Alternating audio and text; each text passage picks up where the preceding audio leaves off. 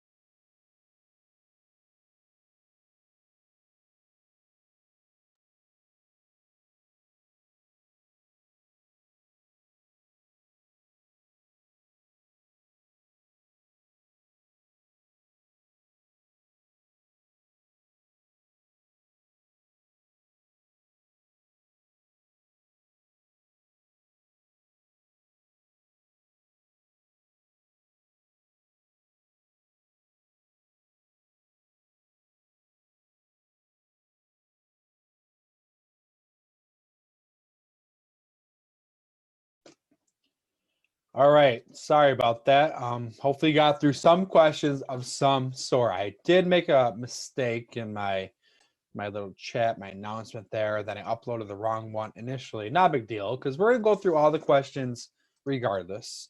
So you just had 10 minutes to work on questions. Maybe you worked on unit number 1, maybe you worked on unit number 5. So refresh, rewind for a second. What happened last class is we went through unit number 5, covalent bonding, and then we went through the first 7 questions of this one.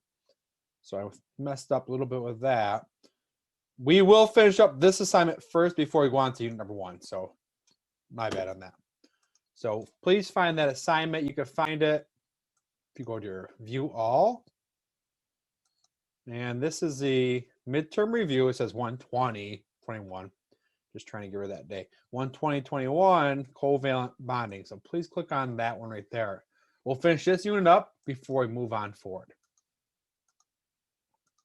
So it looks like this. We went through covalent bonding quite a bit. And on this, there's also going to be some metallic and hydrogen bonding. Number 6. Thank you, Nadina. So did we do number 6, Nadina? You remember?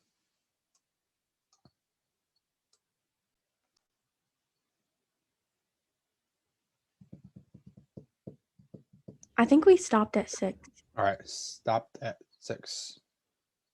All right, so we'll do 6. I don't think we did it. Maybe we did. I can't recall. It's different classes and different times. All right, which electron dot formula represents a substance that contains a non-polar covalent bond? So question number 6, this is the warm-up midterm review for unit number 5, covalent bonding. So again, I pulled up my notes. Maybe you made a printout of this little chart. It's definitely something you want to have handy, something you should know. A lot of this went through the bonding properties between ionic and covalent bonds. So now we're focusing on nonpolar bonds. So nonpolar bonds, the purple up here. Nonpolar covalent bonds, there's no pull for electrons. There's 2 nonmetals, they share electrons equally or evenly. There's an electronegativity difference from 0 to 0.3. You can see that in the scale. There's a high intermolecular force, which means they're sharing electrons evenly, or it's tough to steal an electron away. And additionally, it's symmetrical. So first thing I would do is find out if they're metals or nonmetals. Right from the get-go, if I'm looking at this, Na is a metal. So Na is a metal, therefore it can't be that one. Covalent bond has to be 2 nonmetals. Maybe you want to do the electronegativity difference. Maybe we should check that out quick. Electronegativity difference is on page 10 and 11. Electronegativity values are on page 10 and 11. If I look at Cl, Cl has electronegativity of 3.2. If I take 3.2 and subtract it by 3.2, gives us a difference of 0. So anytime you have 2 of the same elements, the electronegativity is going to be 0. If I compare that with my little notes, 0 is a nonpolar covalent bond. 6 is definitely going to be choice B. 6 is B. Next up, number 7, chemical bonds between 2 atoms result from what? Please put it in the chat. To come up with an answer, please put it in the chat for number 7. Yes, Tintin, thank you. How do chemical bonds happen? Yes, Zen, thank you.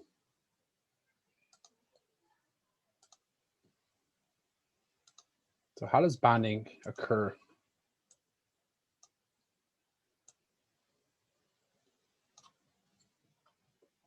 Not too many responses yet.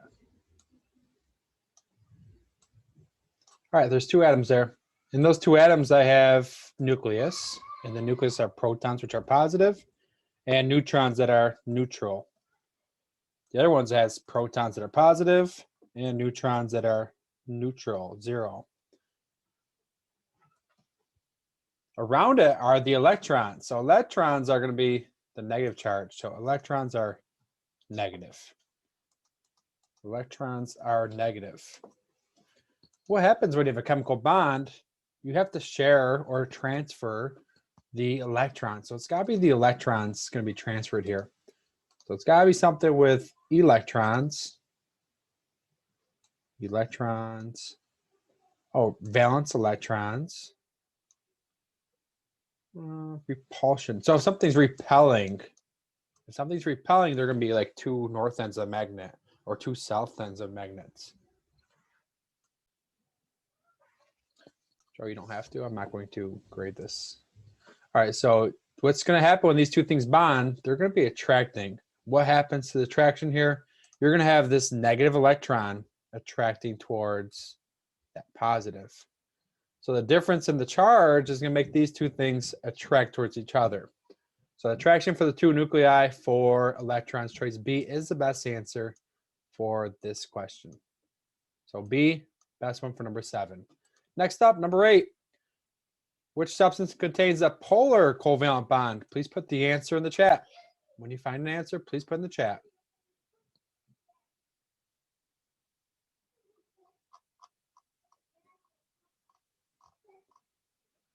Polar covalent bond.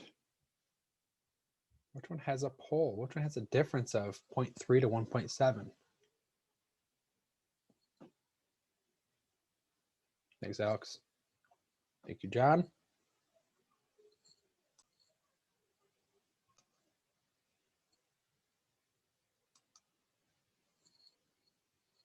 All right, so polar covalent bond, you can see in the notes, polar covalent bonds has a pole. Someone's being a hog and stealing electrons.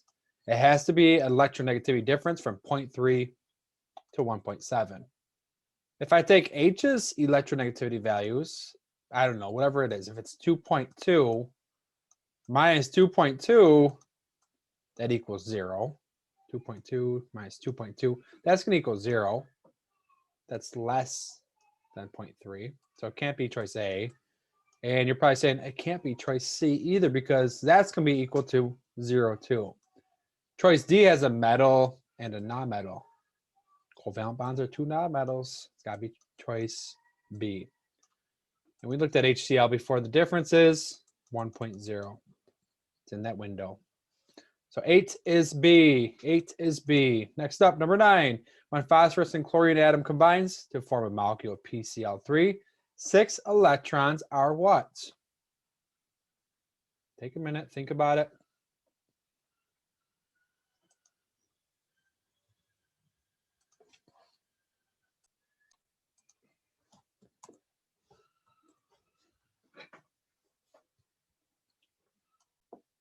Thirty seconds.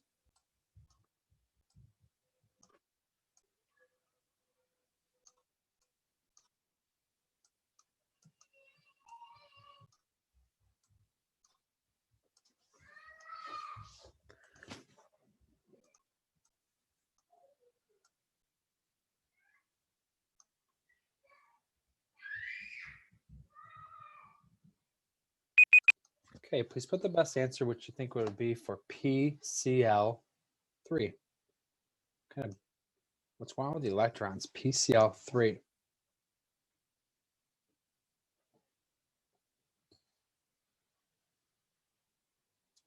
Okay, so my answers that you guys just submitted were A and B. So if I'm checking out PCl, find your phosphorus, find your Cl. Doesn't make a difference they have more than 3 Cls or more than 1. You're just going to take 1 Cl. So find the P. Here's phosphorus, non-metal. Find your Cl, non-metal. Two non-metals bonding together has got to be sharing the electrons. So I like that we have sharing electrons. Choice C and D would represent in ionic bonds being lost or gained of electrons, transferred of electrons. So now let's check out P and Cl in terms of electronegativity. P and Cl. So find it on the next page of the reference table. P and Cl. Oh, there's P, 3.2. And Cl is 3.2 and P is 2.2. If you subtract that, that is going to be a difference of 1.0. That 1.0 is going to be on the scale roughly there. Therefore, it's going to be a polar covalent bond Therefore, it's going to share electrons, yes, but unequal share of electrons. Most of you guys put that for number 9. Unequal sharing of electrons. 9 is B. If you don't understand a question or you want more information about it, please feel free to ask. Number 10, which substance is correctly paired with a type of bonding? 45 seconds, try this one out.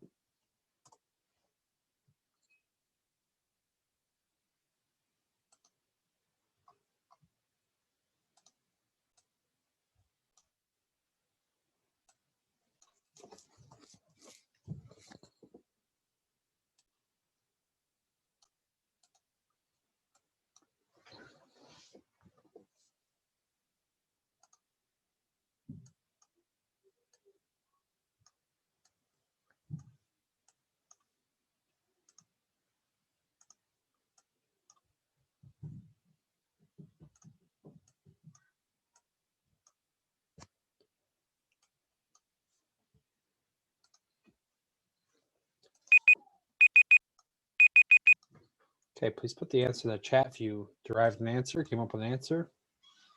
See how we did.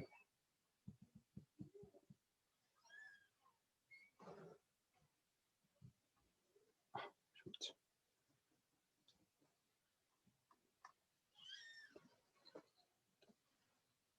Number 10.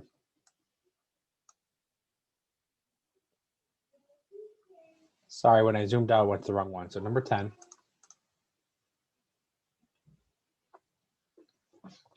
Looking good. So NA and BR. So if we're checking out NA and BR, scrolling through it. Find your NA, find your BR. NA is a metal, BR is a non-metal. That would be an ionic bond. Choice A, definitely not right. So it's not going to be that. It'd be an ionic bond. HCl, we just saw that in the previous question. Find your H, find your Cl. H is element number 1. Cl, element 17. It's definitely a covalent bond, but that is going to be a polar covalent bond. Why? H has 1 dot. Cl has 7. This bonding interaction is going to be a single covalent bond. And if you look at Cl, it's pulling the electrons towards it. It's being a hog. It's stealing the electrons. If you remember from class, this would be a delta negative. This would be a delta positive. Cl has a higher electronegativity. That would be a polar covalent bond. Br2 has electronegativity of 0. That'd be a nonpolar bond. Choice C is the best one for number 10. 10 is C. Number 11. The bond between which 2 atoms is most polar? Please try it out. 45 seconds on the clock. Most polar.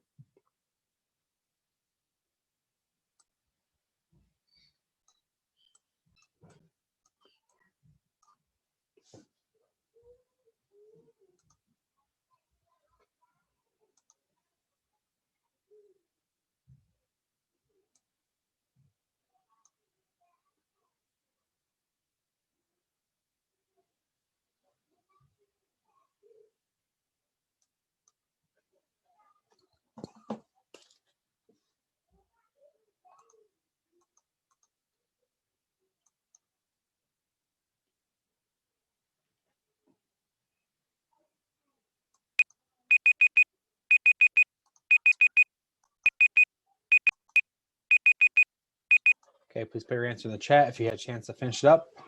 If you're stuck on it, we'll talk about it as well.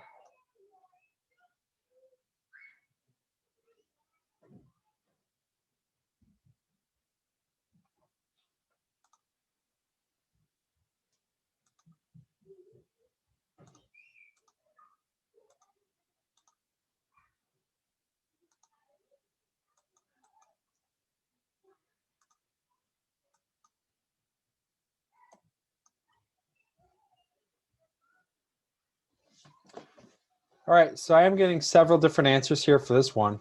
We're looking for the most polar type of bond. So most polar, if we check out this chart, polar is going to be 0.3 to 1.7. The greater the difference is, the more polar it's going to be. If you decrease from 1.7, it's becoming and turning into a non-polar bond. So they're starting to share electrons as you go to 0.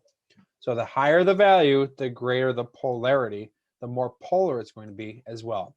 So what I'm doing here is I'm analyzing each of these values. I didn't go through a ton of these, so I do want to check this out. I'm analyzing the electronegativity values for BR and CL. If I check out BR, BR is 3, and CL is, there it is, 3.2. Take the difference of those. Obviously, it's going to be equal to 0.2. Not very polar. Next one, if I check out BR and F, find BR, 3.0 minus F is 4.0. Difference of 1. Okay, it's polar. Next one's I and F. Find your I, find your F. We know F is going to be 4.0. Iodine is 2.7. So iodine, there it is, element 53, 2.7. That has a difference of 1.3. Subtract those values, it's a difference of 1.3. Is it I and F?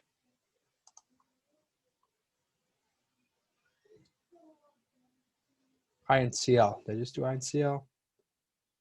3.2 and I. Oh yeah, I think I told you the wrong number. 3.2 minus, no, it felt a little wrong. 3.2 and I was 2.7. So difference of 0.5, typo there. That should have been 0.5. So that's 0.5. And I and F, the last one. Let me clear this out a little bit. I and F, find I, find F. My lines don't correspond right now. So I we just looked at, I has electronegativity, 2.7. 2.7 minus F, which is the highest electronegativity value, of 4. So 2.7 minus 4 is 1.3. Highest electronegativity value is going to be obviously choice D of 1.3. The most polar, highest difference. Choice D is the best one. Nice. Good job, Faith. Do you guys still have questions on how we did that? Tougher question. All right, so difference in electronegativity. Number 12, next up, what type of bond's present in copper wire? Copper wire type of bond. I think you need 10 seconds for this one.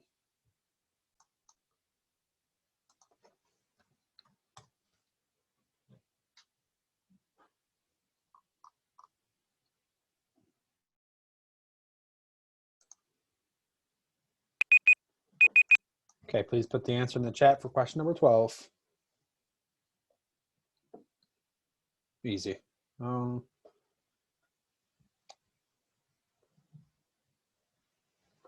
there's 4 types of bonds. There's an ionic bond, which is a metal and non-metal. There's covalent bonds, which has 2 different branches. Covalents are 2 nonmetals. There's polar and nonpolar. There's metallic bonds where it's 2 metals. And there's hydrogen bonds where H bonds with no other fools. This one's talking about copper, just copper, nothing else. Copper is bonding with copper. Copper by itself and metal by itself, or a metal bonded with another metal, is a metallic bond. Choice D for number 12. 12 is D, metallic bonds. 13 says, what kind of bonds are found in the sample of H2O? What kind of bonds are found in H2O? 15 seconds.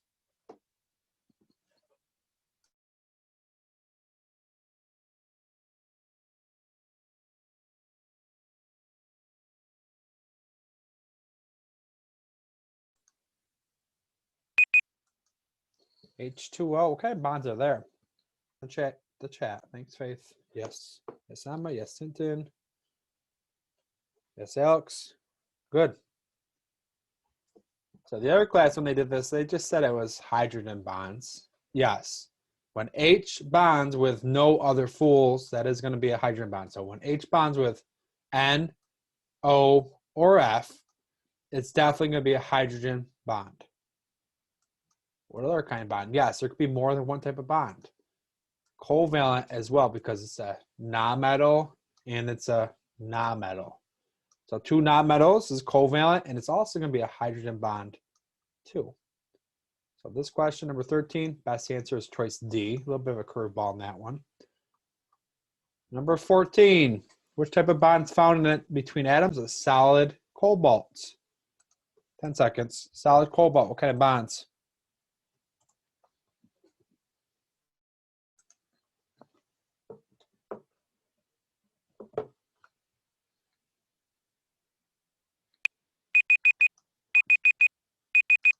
Solid cobalt, what kind of bonds are present there? Please put it in the chat.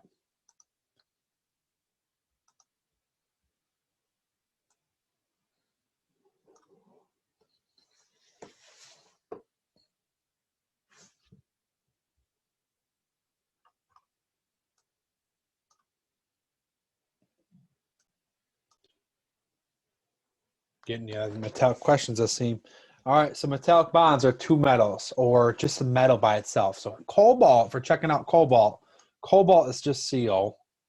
So cobalt, it's located in the transition metals. It's in that block right there. If it's any of these elements by themselves, think about it for a second. This is a transition metal. If it's a metal, and if I'm talking about just one element, it's going to form a metallic bond. So it's cobalt in the metals. It's not bonding with anything else. It's just talking about cobalt all by itself. So cobalt by itself is metallic. If there's a metal, two metals bonding with each other, maybe like silver and gold, to make like an alloy, or like stainless steel with several elements, or bronze, that would be a metallic bond. So this one's metallic bond as well. 14, metallic bond. There is one question on the midterm on metallic bonds, similar to that one. Number 15, the particle diagram below represents a solid sample of silver. Which type of bonding is present when valence electrons move within the sample? Try this one out. 15 seconds.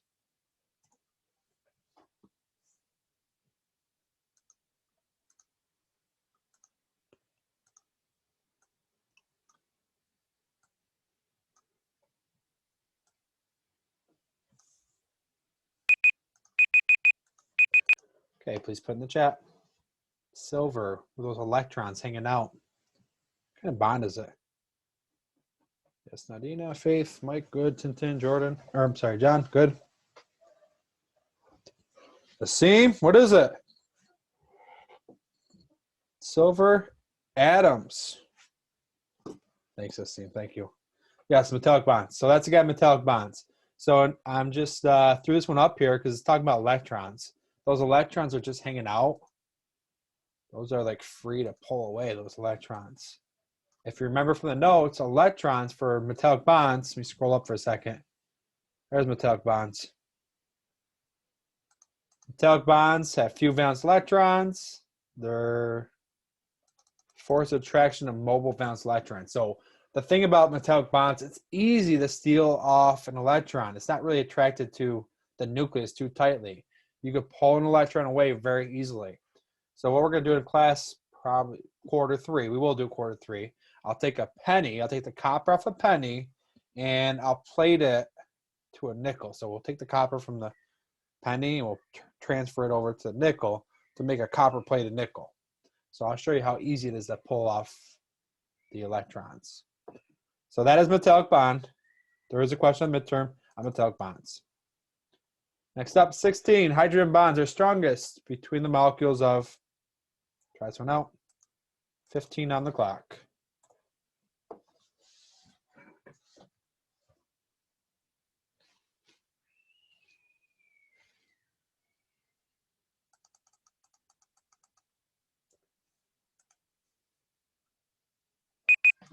Hydrogen bonds are strongest between what? Please put it in the chat.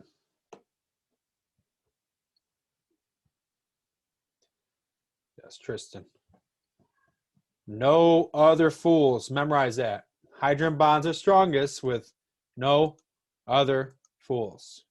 Nitrogen, oxygen, fluorine. NOF, no other fools. Why is that? Because they're closest within the number of rings. So check them out. No other fools. There they are. NOF. There's H. H has 1 ring. NOF has 2 rings. Therefore, they're really close to each other. Think about it this way. If mom and dad have maybe 2 kids, like 2 rings here, then they're going to get a lot of attention. If mom and dad have 2 rings, those kids are getting a lot of attention.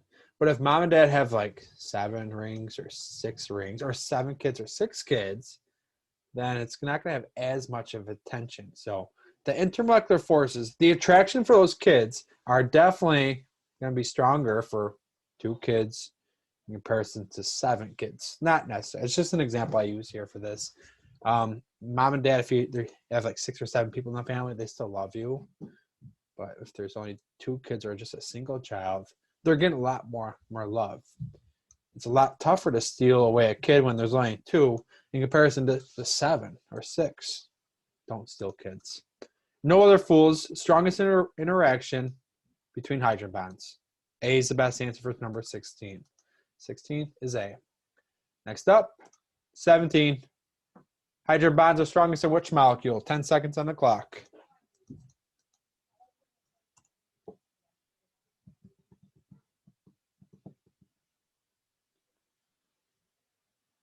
Please put in the chat when you're ready. Yes, Jumila. Nadina, yep. Irving, good. Tintin, good. Tristan, good.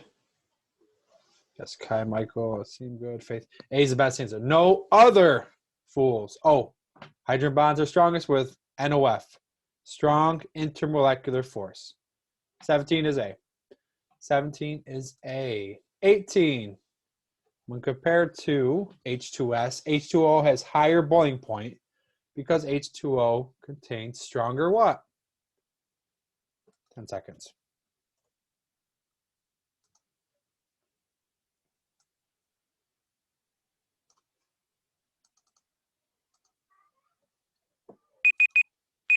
Please put in the chat.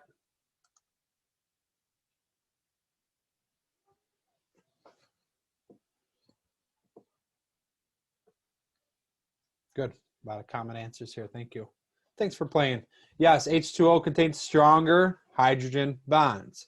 Stronger intermolecular force because no other fools. They're held together tighter. There's a tighter force between N, O, and F than H and S.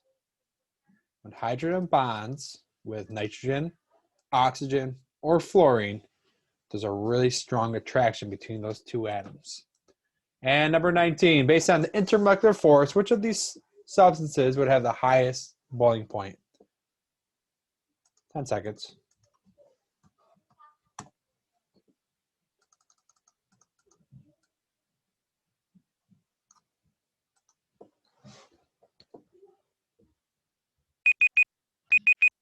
Please put in the chat.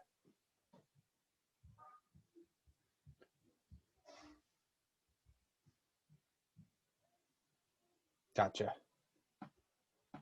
All right. So anyways, this one, based on intermolecular force, which of these substances would have the highest boiling point? So by boiling point, not boiling point. Boiling point is relative. It's the higher the boiling point, the higher the intermolecular force. When I think of intermolecular force or strongest intermolecular force, I think of hydrogen bonding. Which one of these is hydrogen bonding? When H, that's being H, bonds with no other fools. So choice B is just oxygen by itself. It's oxygen gas. Choice C, there's no other fools there. Choice D is the best answer. N, nitrogen, and hydrogen. Don't forget the hydrogen as well.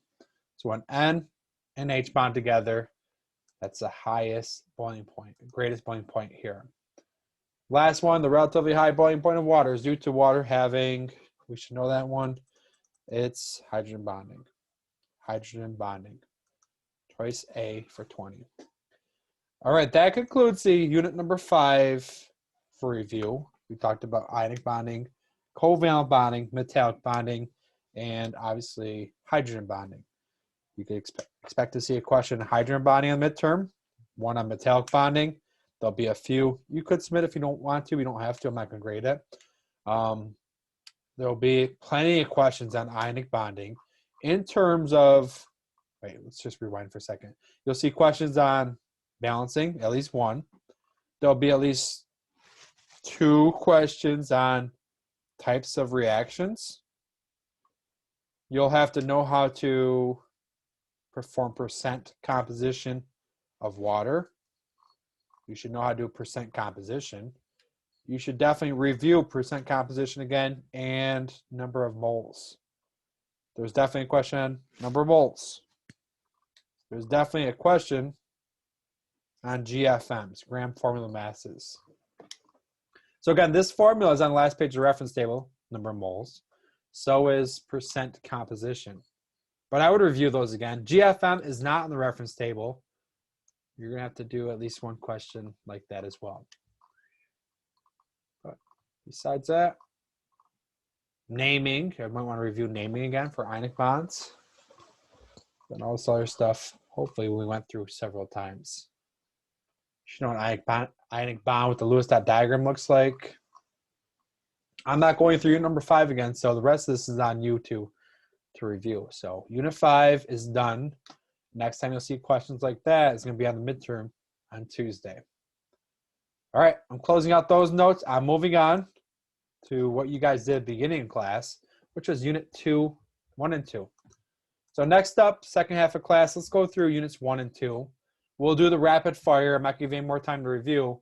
But on unit 1 and 2, what happened is we talked about science as a verb. We also talked about matter. So please find this. This is 1 and 2. Next time we'll do 3 and 4, obviously. So we'll start this. I'm not going to be able to get through all of it. Please click on it. And we're going to work on units 1 and 2 for midterm review. You may want a reference table. You may want a calculator as well. So I'll give you a time what I think is appropriate for these. If you need more time, I apologize, but I'm going to go over it during that time frame. So units number 1 and 2, please open it up. And question number 1 says, which Kelvin temperature is equal to negative 73 degrees Celsius? So obviously the formula is on the reference table. You should be able to find it. I'm not going to be able to guide you on the midterm, so hopefully you know to find these things as well. 40 seconds.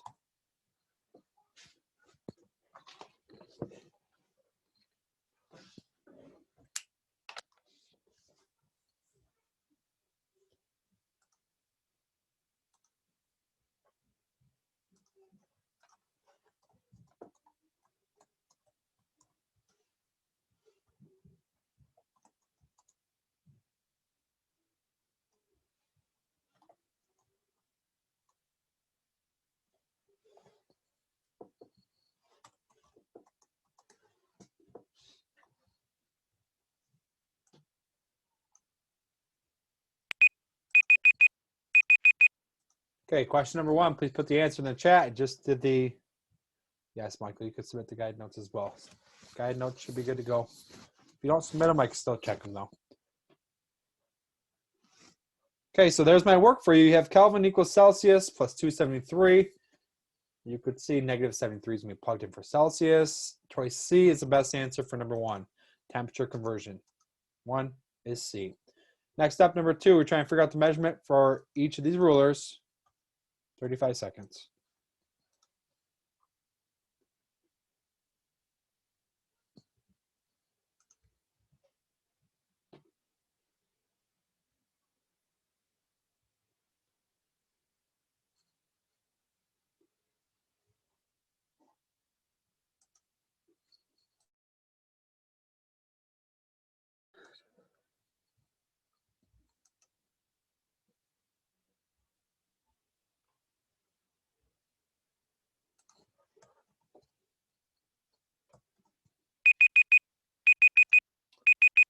Okay, please put the answer in the chat for question number 2. Okay, see a couple different answers here. So here we go. So how to answer this question? The first thing I would do is analyze just one ruler at a time. So you want to figure out the measurement, the most accurate and precise measurement of this metal bar for each ruler. So the first step is I'd look at the ruler on the left and say, let me get rid of that. Look at the ruler on the left and say, what is this measurement? So if I were to ask in class, say, hey, what is that measurement? on that ruler on the left, you would tell me it's in between 16 and 17. It's got to be 16 point something. And that is going to be your point of precision. Maybe I see it as 16.3. Maybe Irvin sees it as 16.4, whatever it may be. So you estimate 1 point further than the instrumentation is given to us. That's as far as you can estimate it. So that is to the tenths place. Now let's check it out on the right side. Let's see what the measurement's going to be for the other ruler. So I would get rid of this other stuff so I could focus in on ruler B. I would say, what's that measurement on ruler B? And you tell me, oh, it's 16 points, let's see, 16.0, 16.1, 16.2. And then you estimate it 1 point further than what those grid lines are. So 16.2, maybe 16.25. Maybe Tintin says, oh, no, Mr. Brown, it's 16.26. I'm going to say, okay, that's fine. So that is more precise and accurate to the hundreds place. Ruler A is to the tenths place. Ruler B is accurate and precise to the hundreds place. Best answer should be choice C. This question, best answer is choice C. Number 3, figure out that measurement for the triple beam balance. Triple beam balance, 15 seconds.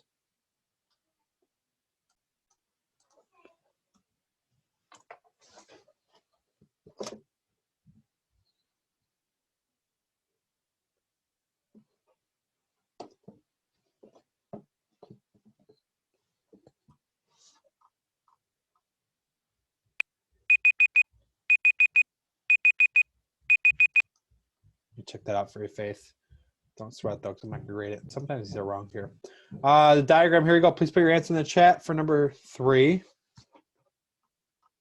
I guess when some people submitted it, they said A was the best answer. But let's go through it. A lot of C's here popping through. Let's just check it out. So here we go. You check out the triple beam balance. You have the first measurement. The highest one's 500. Next one on up. Add the next rider, which is right on the 40. The next rider is 5 point something. So plus 5 point. There's 5.1. There's 5.2. It's right on the line. So 5.20. Add them all together, we have 545.20. Choice C is definitely the best answer. When you submit it, A is not the right answer. Choice C is definitely the best answer. So note that if you care about your grade at the end. It does not go towards your overall grade, this one, so don't stress about that. Next up, number 4, let's know the measurement of the graduated cylinder. What is that measurement of the graduated cylinder? 15 seconds.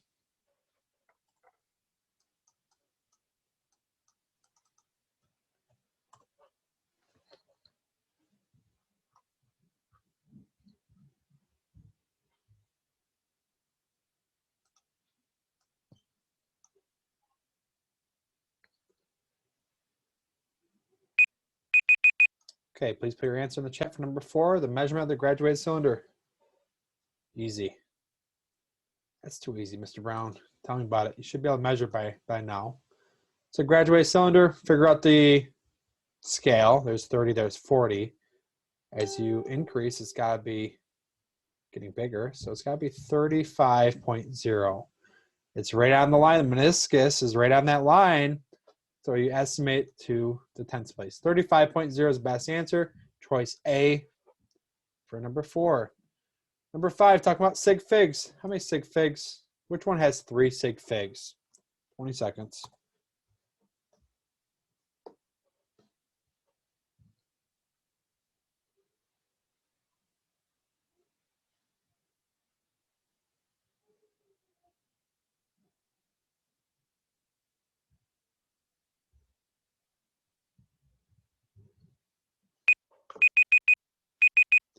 Which one has 3 sig figs? Please put in the chat.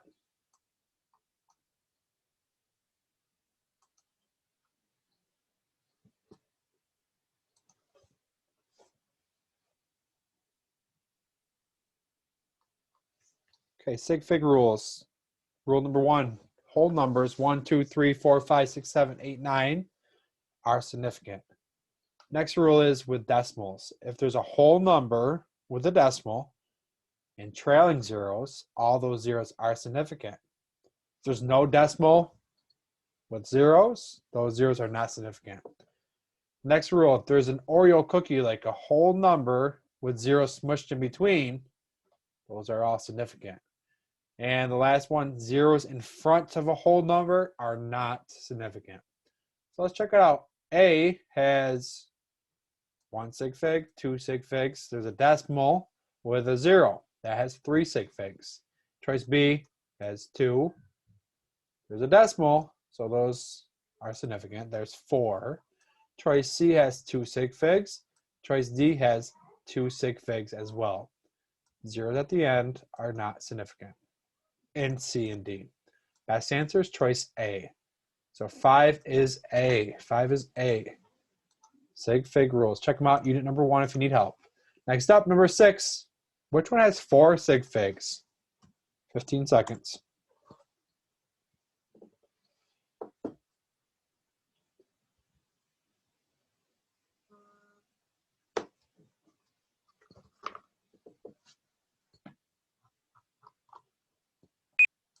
Four sig figs. Please put it in the chat.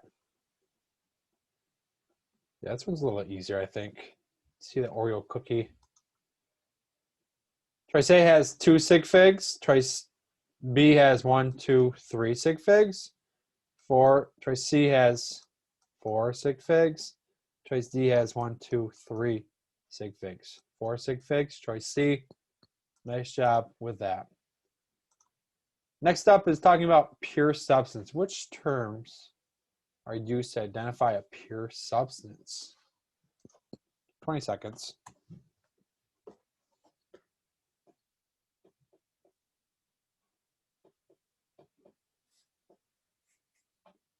That's okay.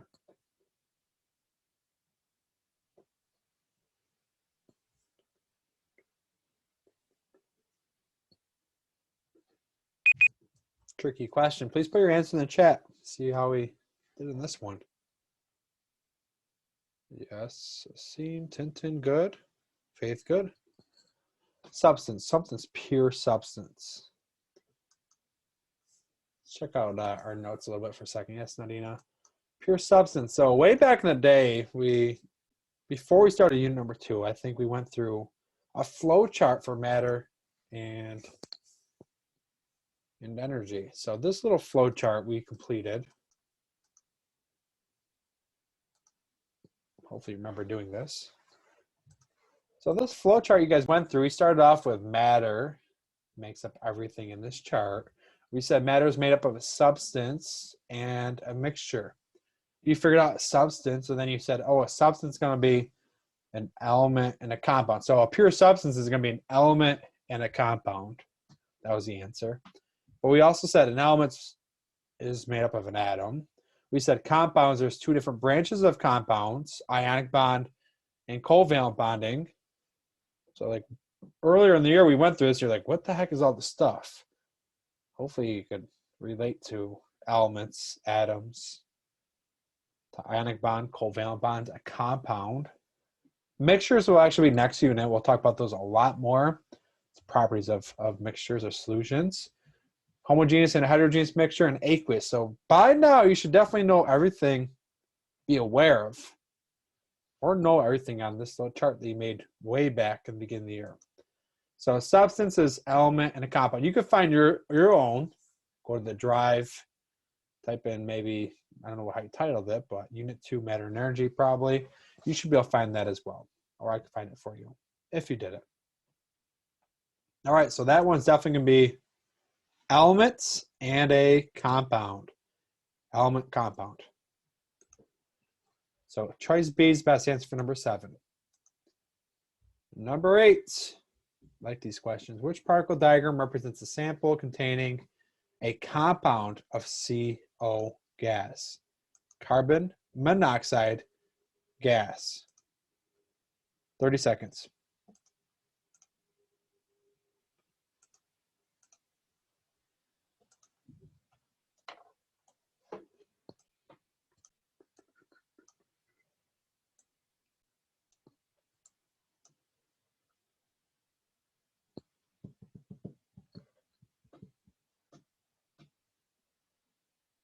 Yes, Tristan. Yes, Santino.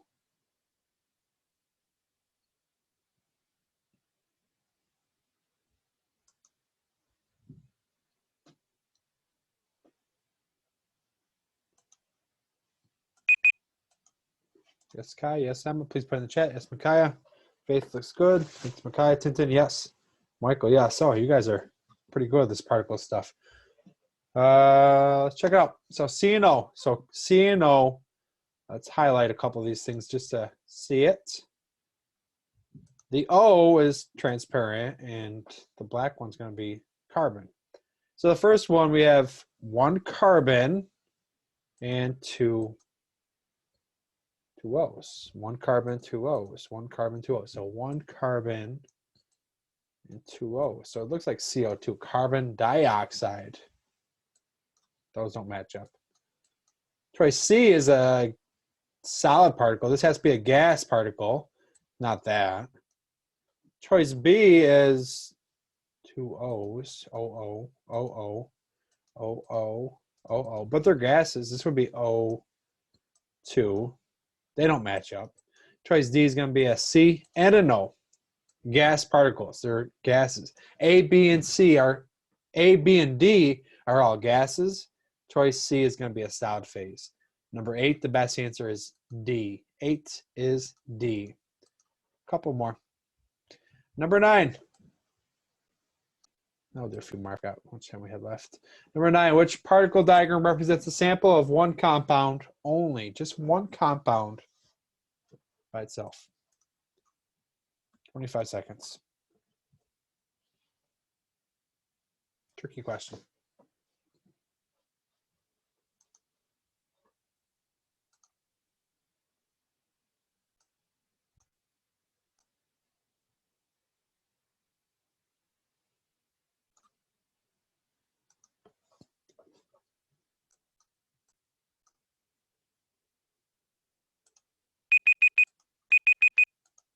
Please put your answer in the chat.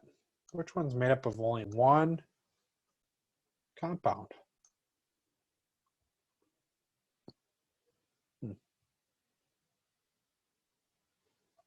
Just one compound. A lot of good answers. Correct answers.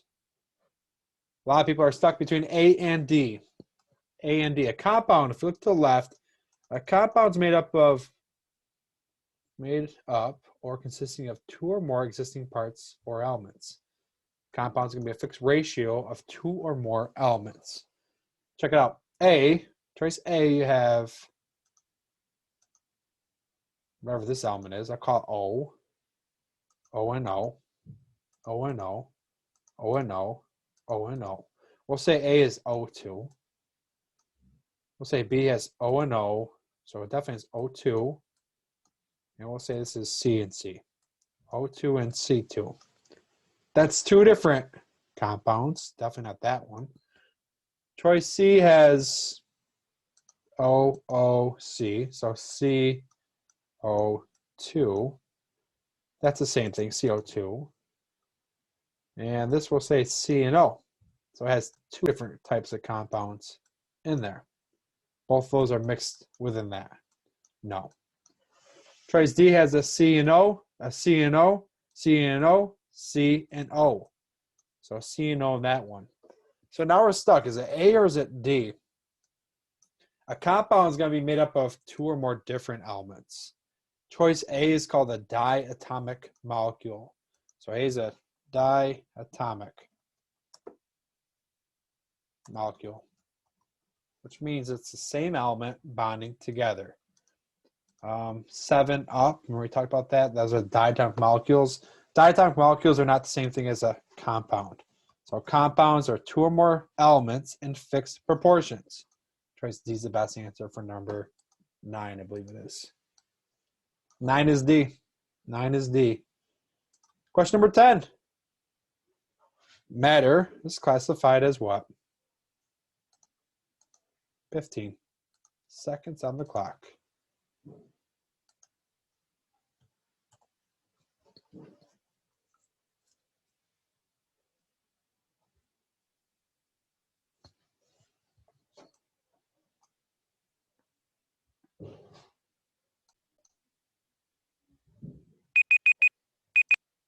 Matter is classified as what? Please put in the chat.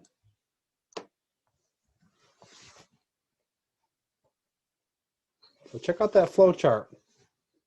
Matter is made up of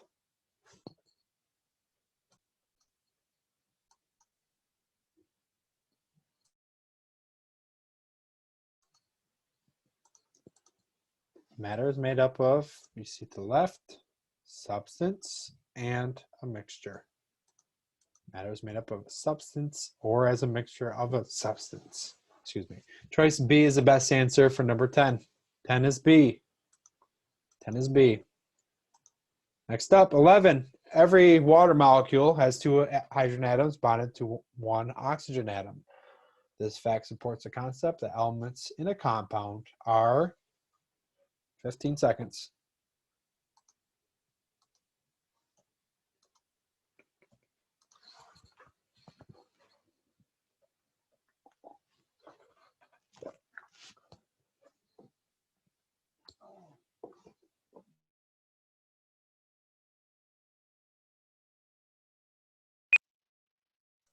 Please put your answer in chat for number 11.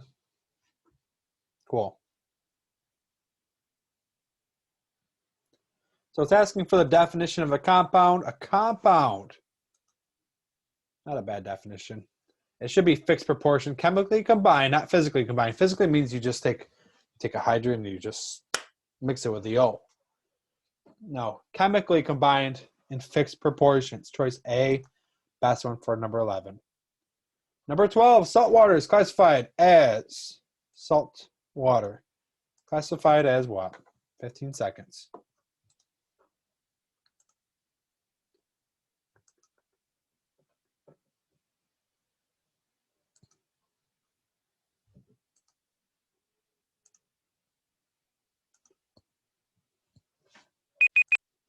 Okay, please put in the chat. Salt water is classified as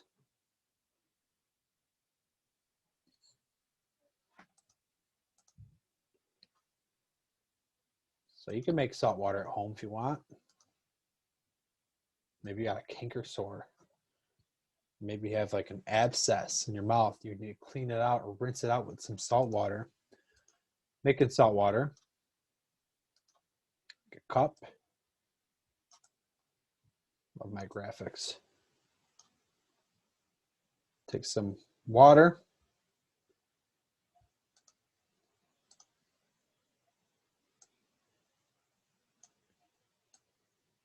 Oh, great. Just made a nice cylinder. Take some water and I'll take some salt in there. So to make salt water, maybe you want just really diluted salt water. Maybe you have 3 or 4 granules of salt in there. If you want to be saltier or more concentrated, you could add more salt in there. It's still gonna be salt water. So I don't care if I just take like 1 pinch of salt, 1 little crystal of salt and put it in there, or if I put a ton of salt in there, it's still gonna be salt water. So in this situation, it is gonna be a mixture. I can take a stirring rod here and mix this thing on up. It's still gonna be a mixture. It's gonna swirl it around and mix it around. And the proportions are going to vary. Number 12, they vary. Because I could add more salt, I could add less salt. The proportions, they vary. 12 is D. Gotta get to 15. Number 13, which property can be defined as the ability of a substance to be hammered into thin sheets? To hammer a substance. 10 seconds.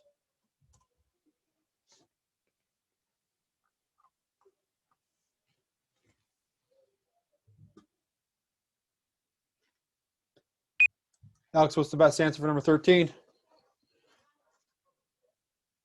All right, Alex says B. B is the right answer. Thanks, Alex. Malleability. To be flattened or turned into some like jewelry. It's malleable. You can bend it. So 13 is B. Number 14, which of the following cannot be decomposed by chemical change? Tricky one for the other classes. Let's see if it is for you. 20 seconds.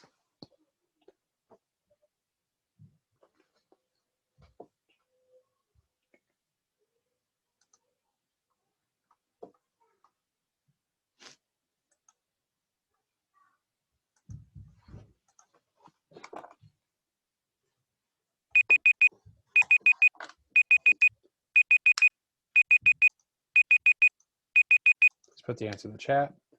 I'm going to for this one. Why is it choice D? How come it's choice D? It is D, but why did you pick choice D? You can throw in the chat or on mute.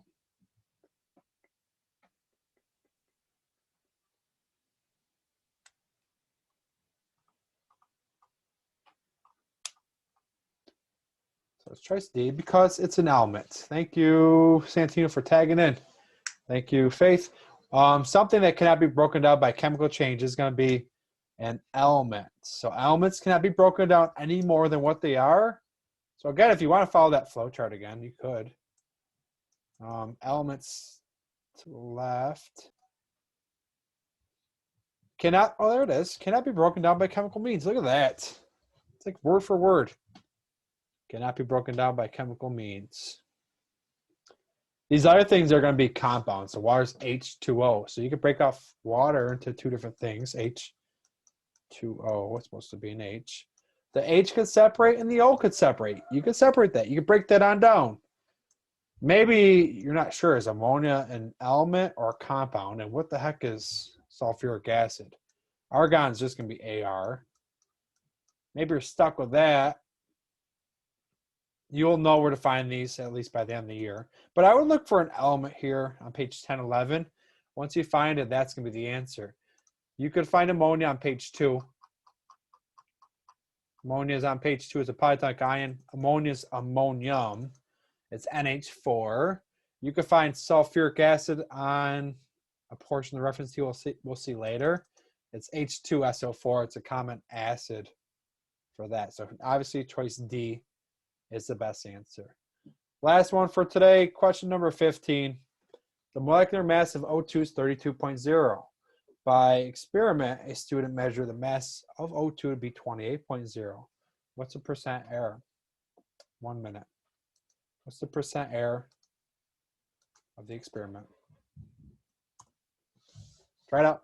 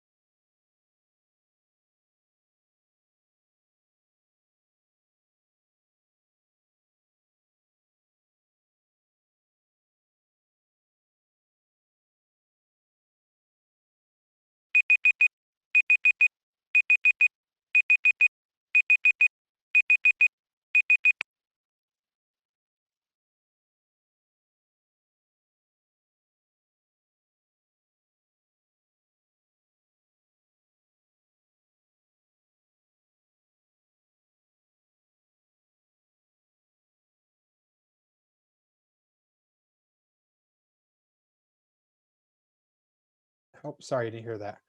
My daughter was taking my son's book, so this is kind of a big deal. And they're fighting. So please put in the chat. Last one, take 28 minus 32. We had to differentiate them. Got to figure out which one's measured, which one's accepted. Yeah, choice C is the best answer for that one. So as you solve it, choice C is the best one for question number 15. Choice C is the best answer. All right, guys, I'm going to stop there today. We're going to finish up, obviously, the rest of this next time. You have 16 through 25, so 10 more questions here. So I stopped at the same level for each of them, so I know where I'll be. 16 through, obviously, 25 for next, and we'll do that. We'll also go through unit number 2 and unit number 3. Number 3 and unit number 4. Thanks, Joey. All right, so we will do that next time. That's it for today. Have a good weekend. Be safe, be smart, study up for that midterm. You have an exit pass on metallic and hydrogen bonding that you should be able to do. I think it's 10 questions there. All right, have a good weekend. I'll see you later. If you have questions, feel free to hang out, and I'll definitely address them. Bye, Faith. Bye, Seem. Bye, Mr. Brown. See you later. Bye, Kai. safe.